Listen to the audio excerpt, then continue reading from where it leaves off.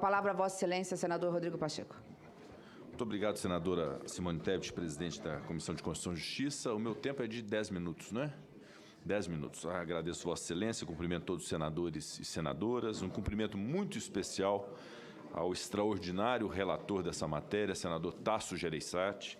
Não havia, de fato, alguém melhor para conduzir esse trabalho, em razão da sua experiência, da sua autoridade, do seu equilíbrio, do saber ouvir, de acolher e de rejeitar com a elegância que lhe é peculiar determinadas ideias. Então, realmente, eu reconheço o trabalho de Vossa Excelência como um trabalho lapidar e que marcará a história do Brasil, porque há 20 anos se pretende fazer essa reforma e Vossa Excelência consegue capitaneá-la aqui no Senado com uma maestria muito própria. Devo reconhecer também o trabalho da Câmara dos Deputados, onde estive na legislatura passada, junto com outros tantos. Já no governo anterior se pretendia fazer a reforma num momento de muita crítica a ela, e sofremos muito as críticas inerentes à pretensão de reforma naquele momento, mas a sociedade assimilou as ideias e a necessidade profunda de se fazer essa correção de distorções do sistema previdenciário. Evidentemente, longe do ideal, gostei da expressão daquele que disse que todos têm razão, cada um tem as suas próprias razões, e recebi ao longo desses 3 anos de discussão, desde o governo passado, diversas entidades, corporações, a demonstrar suas preocupações em relação a essa matéria. O ferimento de direitos adquiridos, de expectativa de vida, de planejamento daquilo que tinha quando ingressou numa determinada carreira. Então, tudo isso é muito doloroso mesmo para nós parlamentares, e temos que enfrentar isso com um remédio muito amargo para a solução da rigidez econômica e financeira do nosso país. Mas é preciso fazê-lo.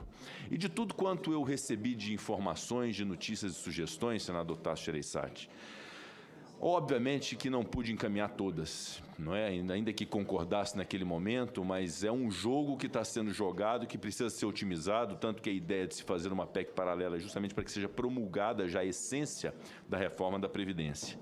Mas um ponto me chamou a atenção, e este ponto eu peço especial atenção de Vossa Excelência, de tudo quanto me veio até aqui em relação a eventuais distorções que poderiam surgir para corrigir outras distorções, que é a do inciso 2 do parágrafo 8º do artigo 4º, cuja supressão é proposta por mim numa emenda que apresentei a Vossa Excelência.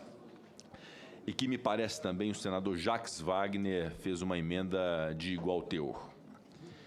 Até por conta do tempo, eu vou otimizar relatando a Vossa Excelência exatamente do que se trata. A redação dada ao inciso 2 do parágrafo 8º do artigo 4º da PEC 6 acaba por tornar nula a garantia de que o servidor alcançado pelas regras de transição terá direito à aposentadoria integral, com base na remuneração do cargo efetivo. Na forma do inciso 2, se as vantagens pecuniárias permanentes forem variáveis, por estarem vinculadas a indicadores de desempenho, produtividade ou situação similar, o valor dessas vantagens integrará o cálculo da remuneração do servidor público no cargo efetivo, estabelecido pela média aritmética simples do indicador, proporcional ao número de anos completos de recebimento e contribuição, contínuos ou intercalados, em relação ao tempo total exigido para aposentadoria ou ao tempo total de instituição da vantagem, que será aplicada sobre o valor atual de referência das vantagens pecuniárias permanentes variáveis.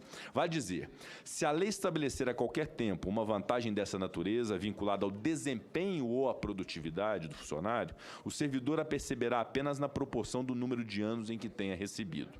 Esse tipo de remuneração é próprio dos fiscos estaduais e municipais e de outras carreiras.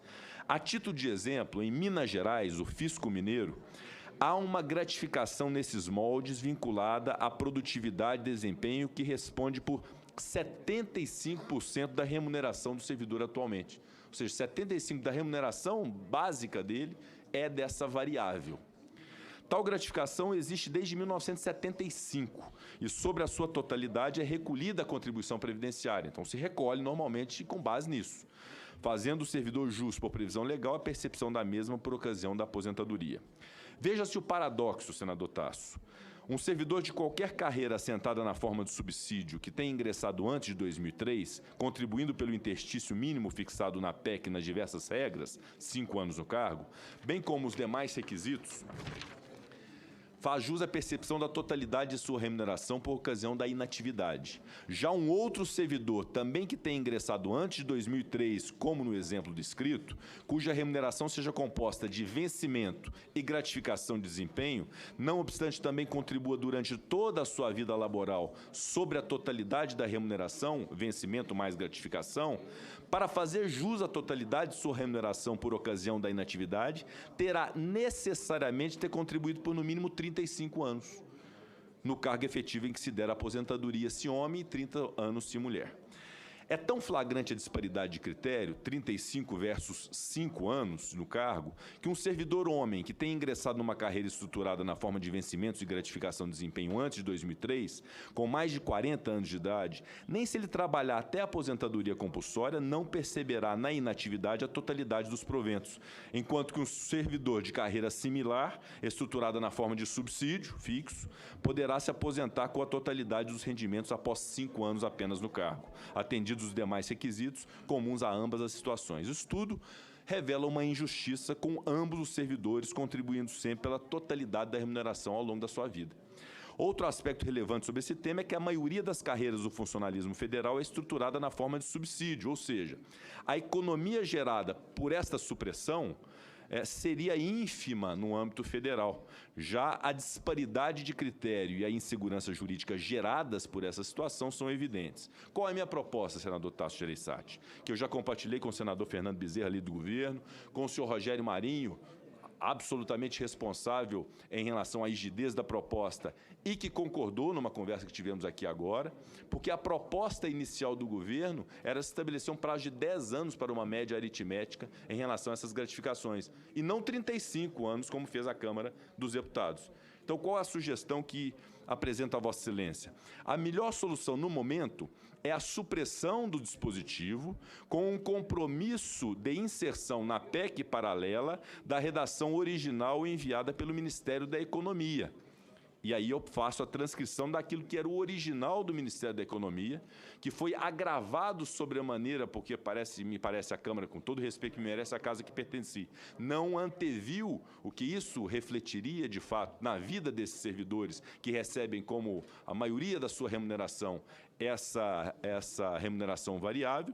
Então, a repristinação, a supressão desse inciso, com a inclusão na PEC paralela da regra proposta originalmente pelo governo, que é a média aritmética dos 10 anos, sem que isso represente qualquer tipo de prejuízo para a rigidez da reforma da Previdência. Então, senador Tasso, de todos os pontos que me vieram, vários deles, de todas as carreiras, de magistrados, de policiais, de membros do Ministério Público, de advogados públicos, de fiscais, etc., eu, de fato, destaquei esse ponto que me pareceu de uma injustiça muito grave.